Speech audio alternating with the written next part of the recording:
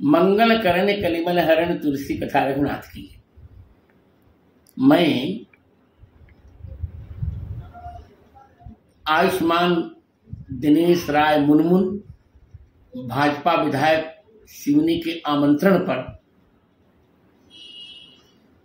आगामी 9 सितंबर से 17 सितंबर तक के लिए श्री राम कथा वाचनार्थ सिवनी आ रहा हूं। सब लोग उत्साह से श्री राम कथा की तैयारी कीजिए। आप सबका मंगल हो। भद्राचार्य स्वामी जो 9 तारीख को आ रहे हैं और 17 तारीख तक वो राम कथा का यहाँ पर वाचन करेंगे। आप सभी उनके बारे में परिचित होंगे। चित्रकूट से वो धाम है उनका, और सबसे बड़ी बात उनकी अभी जो वर्तमान में है, जो रामलला मंदिर की जो स्थापना होना है, वहाँ अंतिम गवाही के रूप में उन्होंने सुप्रीम कोर्ट में दिया था और उस मार्ग को उन्होंने प्रस्तुत किया था। सबसे बड़ा उनका हमारे रामलला मंदिर के लिए उनका बड़ा योगदान है। मैंने उनसे आग्रह किया था 4-6 माह पहले जाकर कि गुरुजी हम चाहते हैं कि एक राम कथा हमारे सिवनी में हो।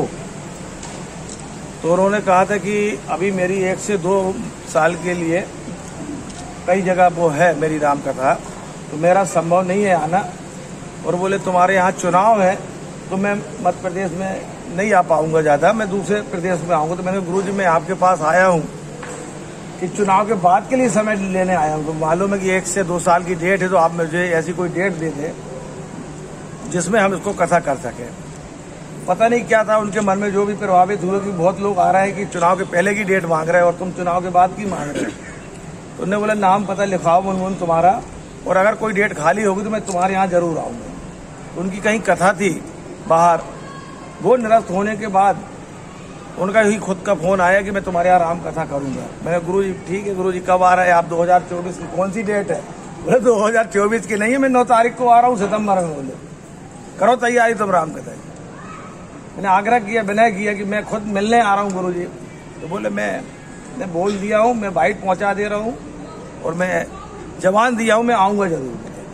तो वो हिसाब से हमको समय के पहले मिली, क्योंकि अभी ये समय चुनाव का था, तो जो इसका मैं इसलिए बताना चाह रहा था।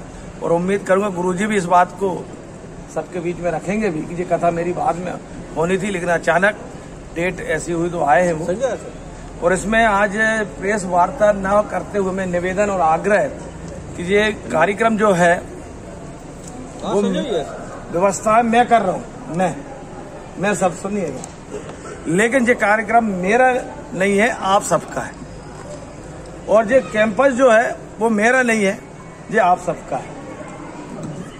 द्वार तक निवेदन करते मैं मिलूंगा, कहीं मेरे फ्लैक्स या वो लेकिन इस कैंपस के अंदर जहां हमारी राम कथा होगी वहां हमारा कहीं भी कोई ऐसा चित्र भी नहीं होगा, ना मेरे परिवार का, क्योंकि ये राम कथा हम सबकी है।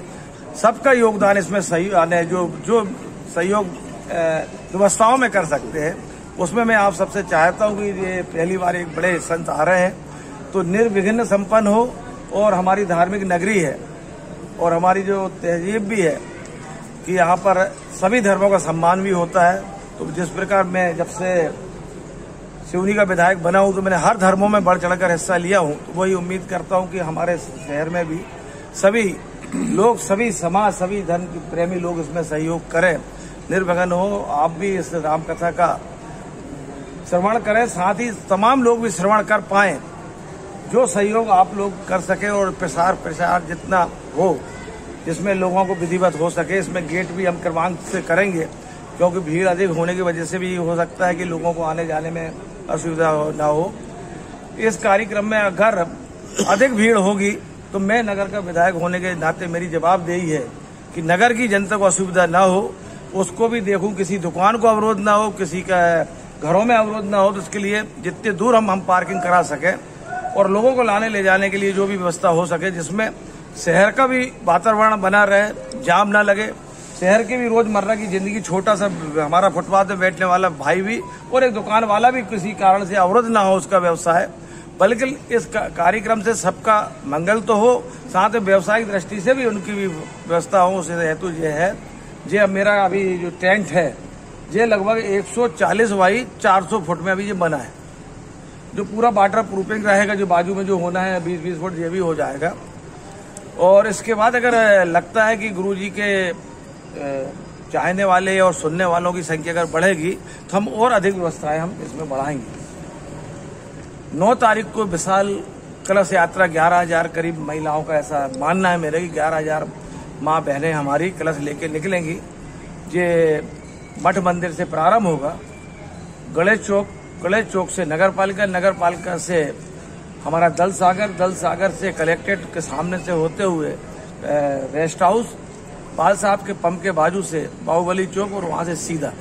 अंदर नहीं ले जाने की वजह कि ऐसा लगता है कि भीड़ काफी अधिक होगी और इतने लंबे दूर से हमारी माता बहनें, धूप अभी मौसम हो गया, नहीं तो कलश लेके और चलना और लंबे में अगर उनको मार्ग अंदर किसी कारण से अवरोध होना और जिससे मार्केट भी हमारा डिस्टर्ब ना हो, इसलिए मार्ग से और लगभग 1 से 2 घंटे के अंदर हर हालत में हम चाहेंगे इतनी विशाल हमारी यात्रा जल्दी संपन्न हो जाए, जिसमें शहर का आवागमन भी ना हो, बाधित हो, क्योंकि सभी को भी अपनी रोजमर्रा का व्यवसायिक और अपने स्कूल कॉलेज हैं वो भी अवरुद्ध उस हिसाब से वो है।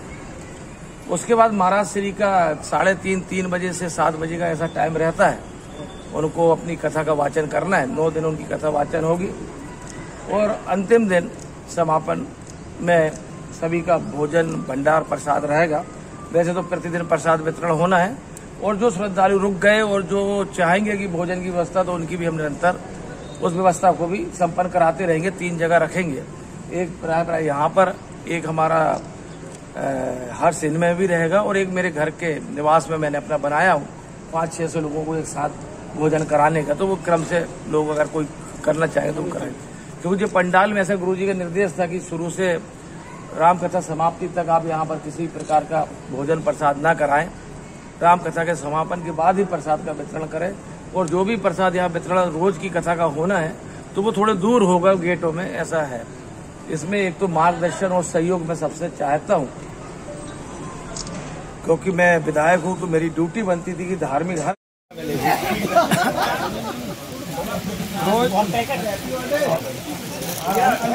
अंदर आ रहा हूँ बेटा, पहले अपना गोला कर दो, पहले जो गोला कर दूं मैं, क्यों भैया।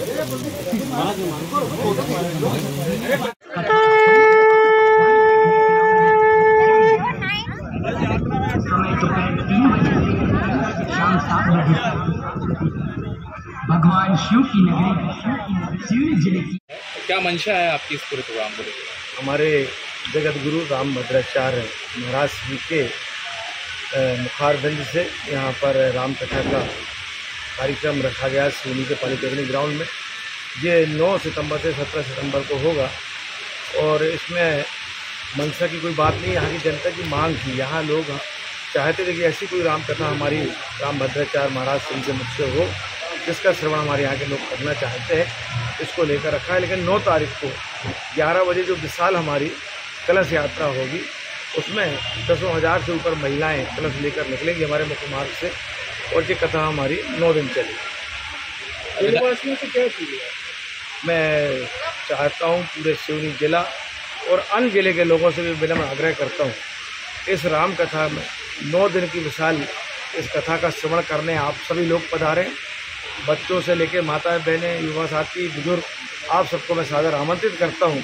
इस राम कथा का जरूर आप लोग श्रवण करें। ऐसे उच्च संत हैं जिन्होंने रामलला का मंदिर निर्माण के लिए अंतिम अपनी गवाही दी है, जिसके कारण सुप्रीम कोर्ट से ये मार्ग प्रस्त हुआ है और आज हमारा राम मंदिर बनने जा रहा है।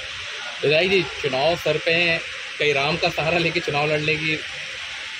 देखिए, हमारे मुँह में भी राम है और बगल में भी राम है और हम राम के भक्त हैं।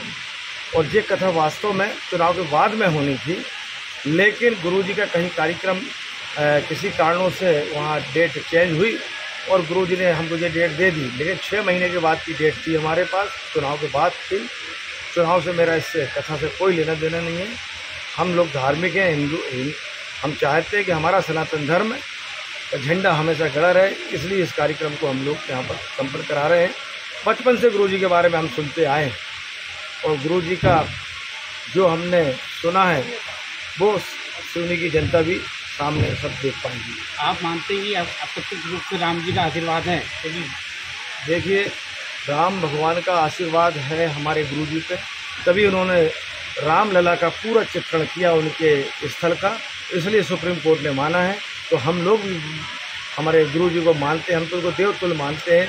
ऐसे गुरु जी जो 80 साल के हैं और नेत्र उनके दिव्य हैं, और वो हमारी राम कथा को कंठस्थ से याद रखे हैं, और हर श्लोक को वो बिना किसी से जानकारी लिए बोलते हैं। उनसे बड़ा मैं नहीं मानता हूँ कि राम कथा के बारे में और अच्छा कोई संत हम बुला सकते हैं।